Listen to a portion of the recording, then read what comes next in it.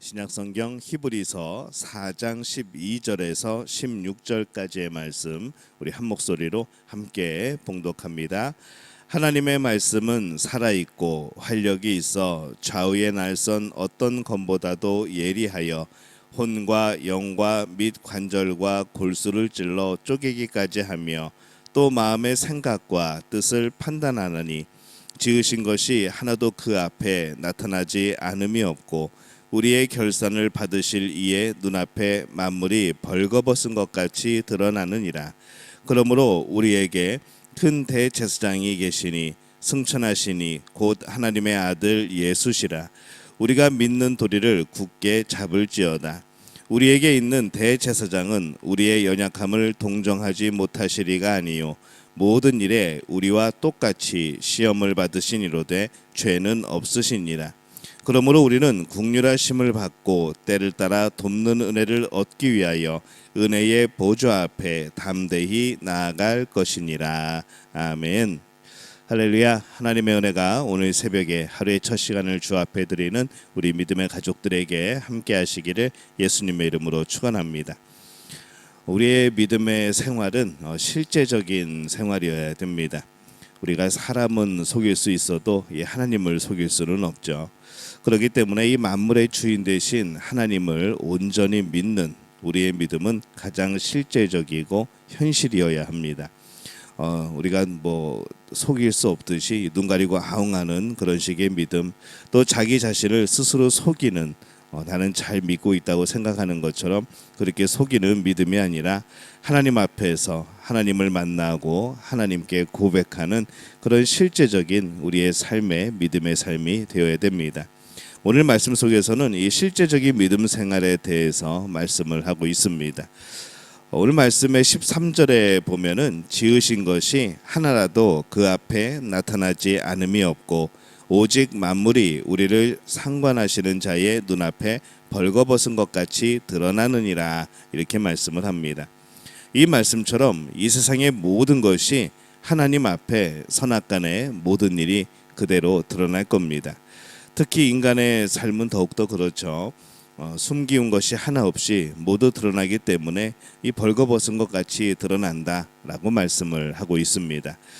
또한 이 벌거벗은 모습을 보이고 싶지 않은 그런 것까지, 그 의미는 보이고 싶지 않은 것까지 드러나는 것이죠.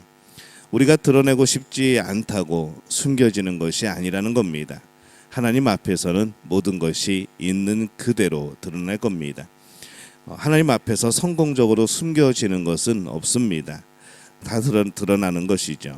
그렇기 때문에 우리가 이 하나님 앞에서는 숨기는 것이 필요한 것이 아니라 드러날 것임을 알고 미리 부끄럽지 않도록 우리의 삶을 점검하고 또 하나님 보시기에 기뻐하시는 삶으로 변화되는 것이 우리에게 필요합니다. 그래서 심판의 때에 하나님 앞에 드러나기 전에 우리는 오늘 우리의 허물 또 우리의 죄를 드러내어 고쳐야 하는 것이죠. 우리의 죄를 드러내기 위해서 필요한 것이 과연 무엇인가 생각해 볼 때에 그것은 말씀이다. 오늘 말씀을 합니다. 12절에 보면은 하나님의 말씀은 살았고 운동력이 있어 좌우의 날선 어떤 검보다도 예리하여 혼과 영과 및 관절과 골수를 찔러 쪼개기까지 하며 또 마음의 생각과 뜻을 감찰하나니 라고 되어 있습니다. 이 말씀은 살아있는 겁니다. 살아계신 하나님께서 그 말씀을 사용하시기 때문에 살아있는 것이죠. 그래서 그 말씀은 사람들을 바꾸는, 변화시키는 운동력을 가지게 됩니다. 말씀을 들은 사람은 그 말씀이 살아 움직이는 것을 경험해야 되는 거죠. 그 운동력이 그 안에서 일어나고 있음을 깨달아야 되는 겁니다. 그래서 우리가 말씀을 들으면 그 말씀은 우리의 깊은 이 내면의 것까지 다 드러냅니다. 말씀은 우리의 여러 가지 생각과 우리의 유혹과 여러 가지 합리화를 구분하는 것이죠. 무엇이 내 생각이고 무엇이 하나님이 주시는 생각인지 구분하게 합니다. 우리가 어떤 일을 두고 이것을 고민하는 거죠. 이것이 하나님의 생각인가, 하나님이 주시는 생각인가, 아니면 내 생각인가, 하나님의 방법인가, 내 방법인가.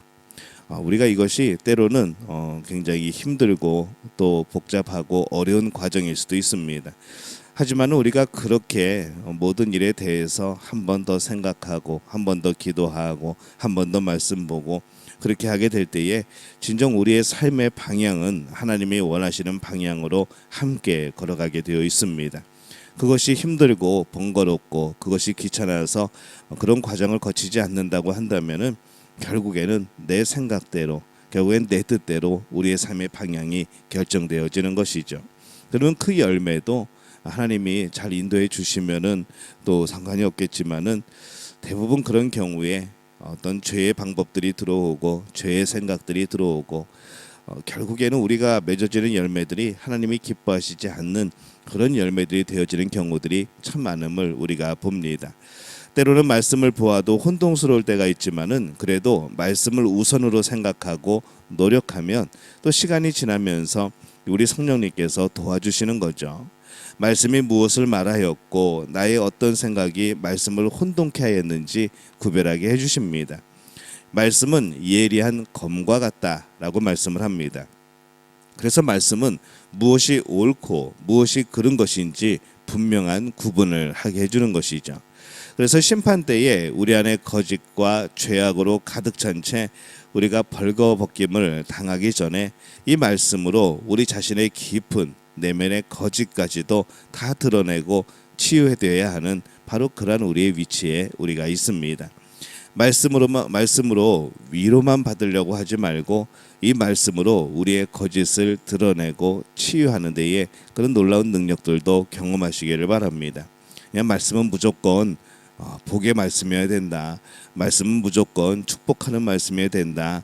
그런 개념이 아니고 말씀은 위로의 말씀이기도 하고 또한 복의 말씀이기도 하지만은 우리를 치유하고 우리를 변화시키고 우리의 잘못된 삶을 비추어서 우리를 하나님이 원하시는 길로 가게 하는 바로 그 말씀에 또한 역할도 있는 것이죠. 그래서 우리의 영혼은 말씀으로 드러나고 말씀으로 치유되어야 하는 겁니다.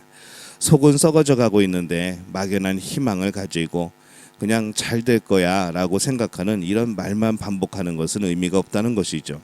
구체적으로 하나님이 주신 말씀을 붙들고 또 치유하고 변화되는 그런 복된 삶을 살아가게 되어지시기를 바랍니다. 오늘 말씀의 15절에 보면은 우리에게 있는 대제사장은 우리 연약함을 체휼하지 아니하는 자가 아니요 모든 일에 우리와 한결같이 시험을 받은 자로 돼 죄는 없으시니라 이렇게 말씀을 합니다. 하나님과 예수님은 하나님과 우리 사이의 중보자가 되어지시죠. 예수님은 그 중보 사역을 잘 감당하기 위하여서 우리의 연약함을 그대로 경험을 합니다. 그냥 모든 것을 초월하여 살아간 분이 아니라 우리가 겪는 감정, 우리가 겪는 어려움들, 그런 우리가 육체적으로 또 영적으로 겪는 여러 가지 일들, 이 모든 것들을 그대로 경험을 하십니다. 그래서 우리의 연약함을 누구보다도 더 잘 아시고 이해하고 공감하시는 분이죠. 이 사실은 우리에게 두 가지를 기억하게 합니다. 첫 번째는 그분 앞에 우리가 너무 나태하지 않아야 된다는 것이죠. 그분은 우리의 연약함을 너무나도 잘 아십니다. 그러나 그렇기 때문에 그분은 우리의 연약함이 아닌 이 나태함, 게으름도 잘 아신다는 것이죠. 그래서 우리는 연약한 것하고 이 게으른 것, 나태한 것을 구별할 필요가 있습니다. 많은 사람들이 이 나태한 것을 연약함이라고 표현을 합니다. 그러나 이 나태함은, 이 게으름은 연약함과는 아주 많이 다른 것이죠. 겉으로는 비슷하지만은 그 안은 다른 겁니다. 연약함은 하려고는 하지만은 내가 부족하여서 하지 못하는 것이고, 나태함은 할 수 있지만 하지 않는 겁니다. 많은 사람들이 할 수 있음에도 나태하여서 하지 못하고 나는 연약해서 못한다고 라고 그렇게 표현을 하는 것이죠. 근데 그것은 하나님의 긍휼을 얻을 수가 없습니다. 오히려 책망받을 것이죠. 우리의 믿음 생활을 그렇게 어설프게 해서는 안 됩니다. 두 번째로 우리는 우리의 연약함 때문에 좌절하지 말아야 된다는 겁니다. 예수님의 도우심은 실제적입니다. 때를 따라 돕는 은혜라 라는 표현을 우리가 쓰죠. 우리가 가장 필요로 하는 때에 예수님의 도우심이 있습니다. 예수님이 원하시는 그때에 우리를 도우시는 은혜가 있는 겁니다. 그렇기 때문에 연약하여도 담대히 앞으로 나아가는 것이 우리의 믿음의 모습입니다. 연약해도 멈추지 말고 앞으로 나아가고 포기하지 않고 넘어지지 않고 그렇게 힘차게 가는 것이죠. 하나님의 도우심이 없다면은 아직 우리는 혼자서도 할 수 있다는 그런 마음일 겁니다. 우리가 혼자서 할 수 없다는 것을 알게 되면 우리는 하나님의 도움이 필요하게 되어지는 것이죠. 은혜의 보좌 앞에 담대히 나갈 것이니라. 이 말씀 우리가 기억할 필요가 있습니다. 연약한 우리가 은혜의 보좌 앞에 나아갈 때 하나님은 우리의 연약함을 아시기에 우리가 넘어지기 전에 우리를 도우실 것입니다. 하나님은 전지전능하신 분입니다. 예수님은 인간이 되셔서 인간의 나약함까지도 몸소 경험을 하십니다. 그래서 우리가 이 하나님이나 예수님을 속일 생각은 아예 하지 않는 것이 좋습니다. 내 마음을 그대로 드러내도 좋습니다. 많이 드러내고 내 안에 있는 죄악들까지도 그냥 드러내고, 그래서 실제적으로 하나님 앞에서 해결받고 치유받고 또 때로는 말씀을 통하여 책망으로 내 안에 역사도 하시고 이 그런 일들을 경험해야 된다는 것이죠. 하나님 앞에 많이 드러내놓고 우리가 실제적인 믿음 생활을 하시기를 바랍니다. 두려움과 나태함에 숨어 있지 말고 말씀 앞에 내 자신을 드러내고 내 자신을 드리고 또 그렇게 치료받으시기를 바랍니다. 그래서 오늘 하나님이 나를 만들어 가시도록 나를 맡기는 겁니다. 오늘 하루하루 순간순간마다 내 안에서 하나님이 일하시는 그런 변화의 놀라운 기적들을 경험하게 되시기를 바랍니다. 오늘 하나님 앞에 드러내고 하나님의 치유하심을 얻고 하나님이 바라보실 때에 합당한 자가 되어지는 그런 복된 믿음의 가족들이 되어지시기를 예수님의 이름으로 축원합니다.